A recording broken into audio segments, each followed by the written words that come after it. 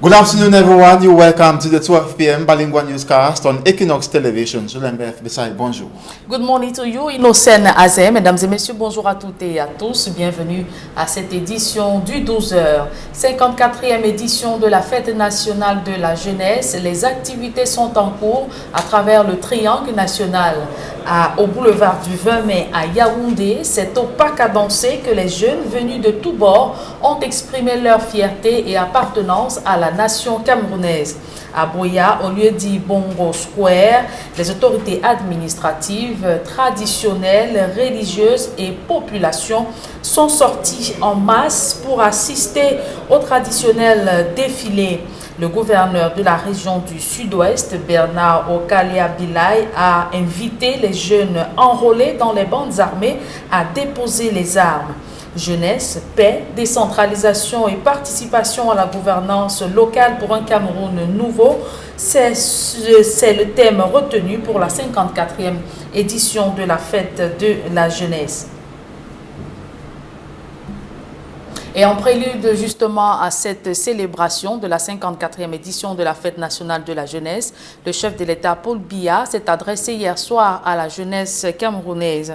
Il s'est indigné de la montée de la consommation des stupéfiants en milieu scolaire.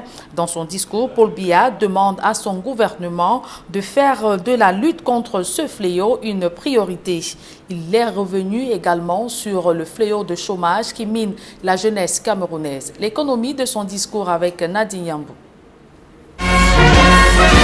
S'adressant à la jeunesse camerounaise ce 10 février 2020, Paul Biya rend hommage à l'enseignant de mathématiques Ndjomi Tchakounté, froidement assassiné par son élève au lycée de Colbison à Yaoundé. Face à la montée inquiétante de la violence en milieu scolaire, le chef de l'État demande à ses jeunes compatriotes de tourner le dos à ces comportements malsains qui les détruisent à petit feu. Cet acte à peine croyable en dit long sur les dérives de nos sociétés modernes. J'en appelle aux parents, aux hommes de religion et aux enseignants pour que grâce à l'éducation qu'ils dispensent, de tels faits ne puissent se reproduire. Je vous demande également de réfléchir à ce qui s'est passé, d'en mesurer la gravité et de prendre l'engagement de ne jamais commettre de tels actes.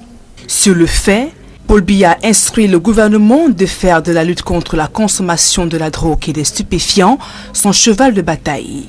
Lors d'un conseil ministériel, j'avais demandé au gouvernement d'envisager la mise en place d'un plan national de lutte contre la consommation de drogue et de l'alcool.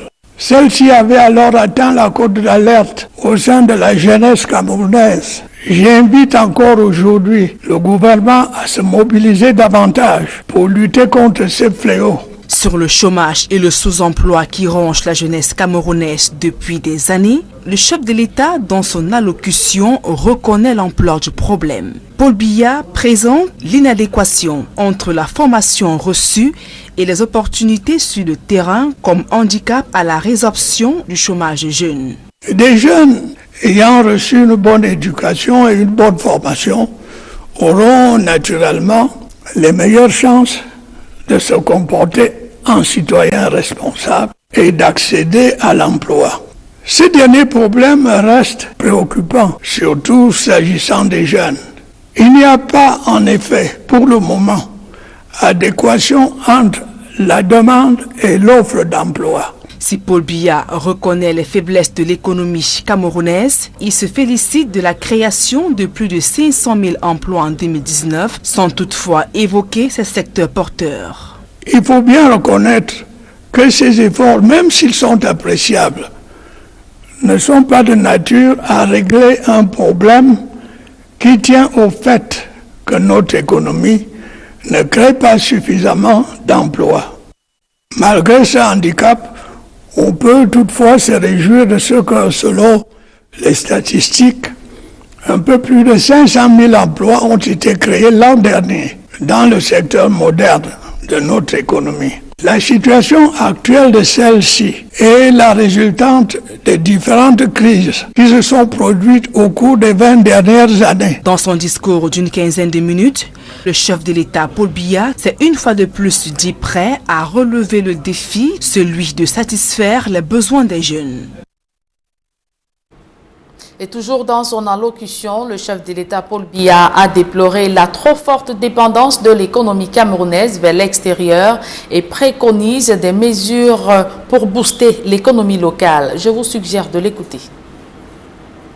Antérieurement, j'avais eu l'occasion de déplorer notre dépendance excessive vis-à-vis de l'extérieur et de suggérer de l'alléger. C'est tout le sens de notre politique de développement qui vise à moderniser notre agriculture, à stimuler notre industrialisation, notamment en transformant nos matières premières agricoles et minérales et à développer le numérique. Nous pourrons ainsi faire baisser nos importations, augmenter nos exportations et créer de nouveaux bassins d'emploi. C'est à vous, mes chers jeunes compatriotes, que reviendra cette tâche exaltante au cours des prochaines décennies. Et à la suite de ce discours, les hommes politiques et ceux de la société civile n'ont pas manqué de réagir, même s'ils reconnaissent que le chef de l'État a besoin de la jeunesse pour rebâtir un Cameroun nouveau. Ils disent être déçus par cette allocution. Je vous suggère de les écouter dans ce reportage de Georges Mitterrand et Kedjara. Les hommes politiques et de la société civile réagissent à chaud au discours du président de la République à la jeunesse ce 10 février 2020. J'ai été remarqué qu'il y a 60 ans, il était jeune et que pour parvenir à un Cameroun qui marquait debout, il a fallu faire des efforts. Mais on se rend compte qu'en fait, aujourd'hui, les jeunes n'ont pas ces mêmes possibilités d'obtenir des bourses, de fréquenter sans payer le moindre sou et d'être recrutés immédiatement après qu'ils obtiennent leur diplôme. Donc le contexte n'est pas le même. On se rend bien compte que le chef d'État n'a pas tenu compte de tout cela. Donc c'est un chef d'État qui a besoin des jeunes, mais qui ne pose aucun acte qui va véritablement dans ce sens-là. Donc le jeune que je suis est déçu. À la suite de Charles Kacharenga Forgon, le géostratège d'Alvarez Ngoudjou, lui, évoque une communication plate à laquelle le bilan du discours antérieur et des chiffres ont fait défaut. Dans la globalité, je pense que le discours du président Paul Biya n'a pas été très différent des discours précédents. À mon avis, il devait peut-être faire un bilan du discours précédent, les promesses qui avaient été faites, ou ensemble de ces promesses un an plus tard, etc., etc. Nous pensons que le président de la République a juste servi un discours un peu plat à la nation. Personnellement, je me disais que comme le discours de cette année est un peu spécial, d'autant plus que hier, nous avons les élections législatives et municipales auxquelles beaucoup de jeunes ont participé en tant que candidats et en tant qu'électeurs. Nous attendons à quelque chose d'un peu plus concret. Au-delà de la critique, le professeur Jacques Evouna choisit de voir les choses différemment et soulève les grandes annonces faites par un président de la République soucieux de l'avenir de ses jeunes compatriotes. Vous savez, pour l'espace d'un discours, il est difficile, je pense, pour le chef de l'État d'aborder en profondeur toutes les questions. Mais il me semble quand même que je crois avoir entendu qu'il engageait également la jeunesse sur les chantiers de la décentralisation. Ça, c'est une question importante. Et il dit également que les chantiers à venir sont à la charge presque entière de la jeunesse. Je pense que la jeunesse ne doit pas se sentir complètement mise à l'écart. Il va falloir que chacun trouve le moyen, avec ses compétences, de s'insérer dans le champ qui est le sien. Il ne revient désormais plus qu'aux jeunes Camerounais eux-mêmes de se faire une idée de ce message en choisissant par exemple de ne plus commettre les mêmes erreurs que celles des années antérieures. Au lendemain du double scrutin du 9 février dernier, Transparency International Cameroun fait le bilan de ses élections législatives et municipales. L'organisation déplore son exclusion durant le processus électoral. Emmanuel Diop et Gizogo. Au lendemain du double scrutin municipal et législatif, Transparency International Cameroun fait le bilan de ces élections en soulignant d'emblée en avoir été exclu de leur observation. Transparency International Cameroun, qui n'a malheureusement pas obtenu des autorités une accréditation pour participer en tant qu'observateur au double scrutin du 9 février 2020, a pu quand même travailler suivant ce qu'on appelle le parallel vote tabulation. Du coup, cette organisation qui indique que c'est au ministère de l'administration territoriale qu'il faut demander les raisons de son exclusion explique avoir dû recourir à des subterfuges pour observer ce double scrutin. Notre organisation a donc pu observer de manière parallèle le dit processus dans la discrétion. Outre cette approche, d'autres observateurs de Transparency Cameroun ont intégré les délégations des ambassades du Canada et des États-Unis et ont pu travailler dans 3 régions. Dans les faits, nous avons en réalité déployé 200 volontaires dans les régions du centre, du littoral et du sud-ouest. Selon Transparency International Cameroun, c'est un bilan mitigé qui ressort de ce double scrutin. Une relative sérénité dans la participation des électeurs au vote, une transparence mitigée du fait des charters, des actes d'intimidation et des instigations au vote multiples enregistrés. Une faible participation des citoyens qui peut d'ores et déjà s'expliquer par le non-retrait des cartes d'électeurs observées dans plusieurs bureaux de vote, le manque d'engouement à participer à ces élections, la perte de confiance au processus électoral et probablement le mot d'ordre de boycott des élections lancé par certains leaders politiques.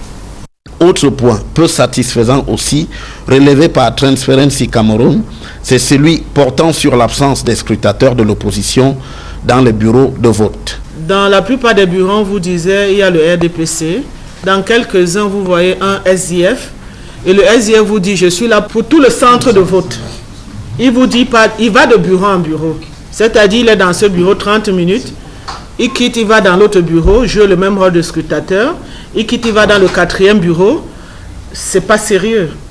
Ce premier bilan de Transparency International Cameroun sera davantage affiné une fois complètes les informations relatives au double scrutin du 9 février 2020. La suite de ce journal est en langue anglaise avec vous, Innocent Nazer. Good day once again. Thank you, Julien. Good day once more. And to our viewers, good day as well. Thanks for staying with us for the second segment of the newscast. We begin straight away in the nation's political capital, Yaoundé, where thousands of youths gathered to celebrate the 54th edition of the National Youth Day, and they massively turned out in order to honor this special day dedicated to them, and most of them equally bore messages, or they carried effigies of the head of state, Paul Biya, who addressed them yesterday and giving them better opportunities in Cameroon, calling on them to be productive citizens who develop the country and equally the Cameroon's democracy. And as you can see, most of them actively took part in the march past to mark the 54th edition of the celebration of the National Youth Day in the nation's political capital, Yaoundé.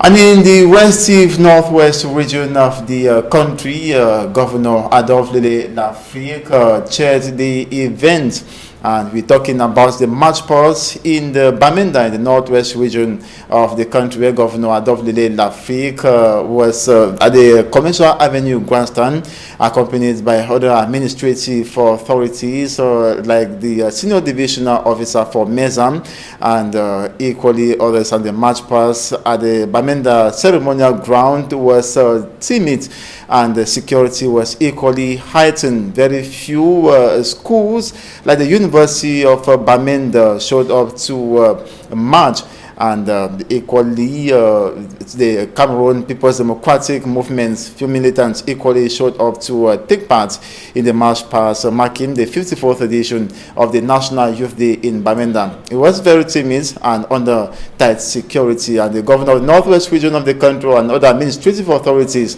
had peace plans to signify the need for peace to return. And in Boya, the chief town of the southwest region of the country, notably at the Independence Square, or call it the Bongo Square, the governor was equally very much around, as well as other administrative authorities.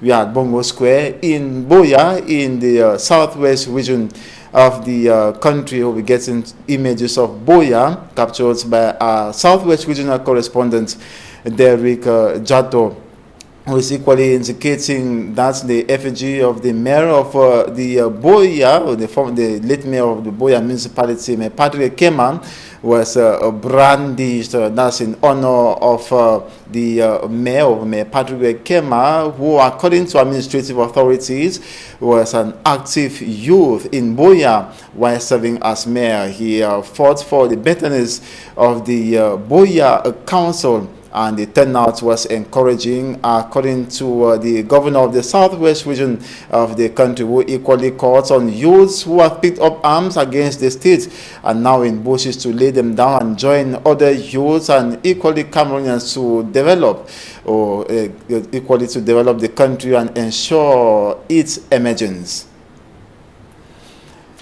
And in Kumba, he was equally under heightened security, and the celebration of the 54th edition of the National Youth Day equally took place under the imposed lockdown by separatist fighters, and the streets, as you can see, the images were deserted, no circulation of motorbikes or vehicles, and very few persons showed up at the ceremonial ground to mark this special day, according to the government, that it has been dedicated to youth, and the streets were very deserted, equally security heightened, as few persons showed up at the ceremonial ground to take part in the march past activities marking this National Youth Day being celebrated across the national territory today. And here now is an excerpt of Senator Mufa Ote, who spoke to our correspondents in Buea, in Kumba, in the Meme division of the Southwest region. Take a listen. We saw how youth came out to celebrate. We must imagine the size of Kumba and the distance that people had to cover to come here on foot. So I very much appreciate the efforts put in by the youth to give this celebration pomp it deserves. It's very hopeful for the town because it's a new beginning. We know very well that we performed very well, and that is why people are becoming enthusiastic about youth and participation in development. Now there must be a way forward.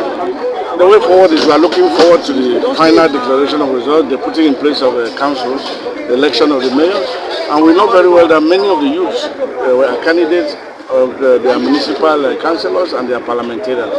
Then after the declaration of the result, when they have to assume their responsibilities, we hope that it will be a new way forward for the town, since it's a change of party.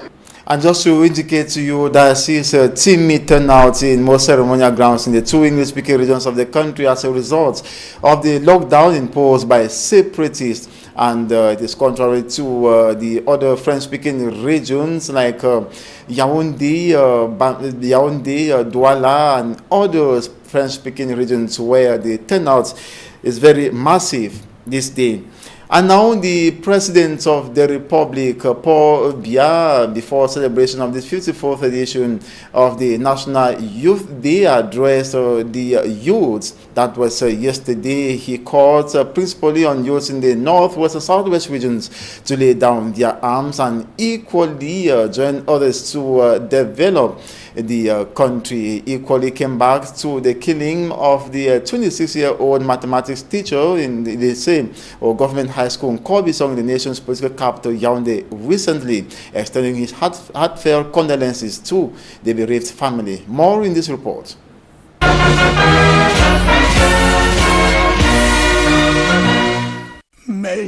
President Paul Biya, in his address to the youth in line with celebration of the National Youth Day in his 54th edition, did not exclude those in the crisis-hit Northwest and the Southwest regions, notably those who have picked up arms against the state under the wayward influence of separatist leaders.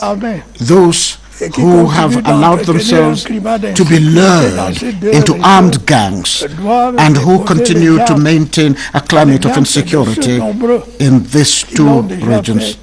should lay down their weapons like many who have already done so and who are living peacefully in our communities.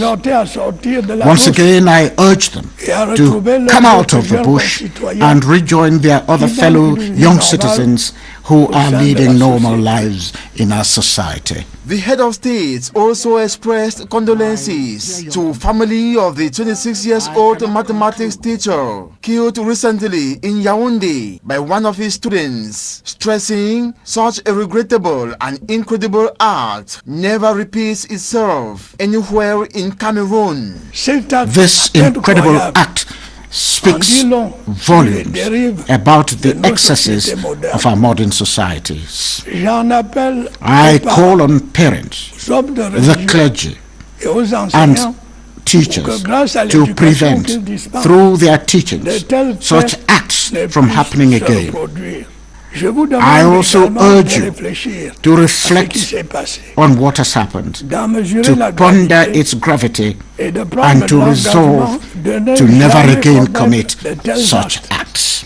Knowing fully well this is one of the consequences of consumption of illicit hard drugs and the liquor in the school milieu, President Paul Biya pledged never to relent efforts in eradicating these practices in schools. During a Council of Ministers meeting, I requested the government to consider designing a national drug and alcohol abuse control plan.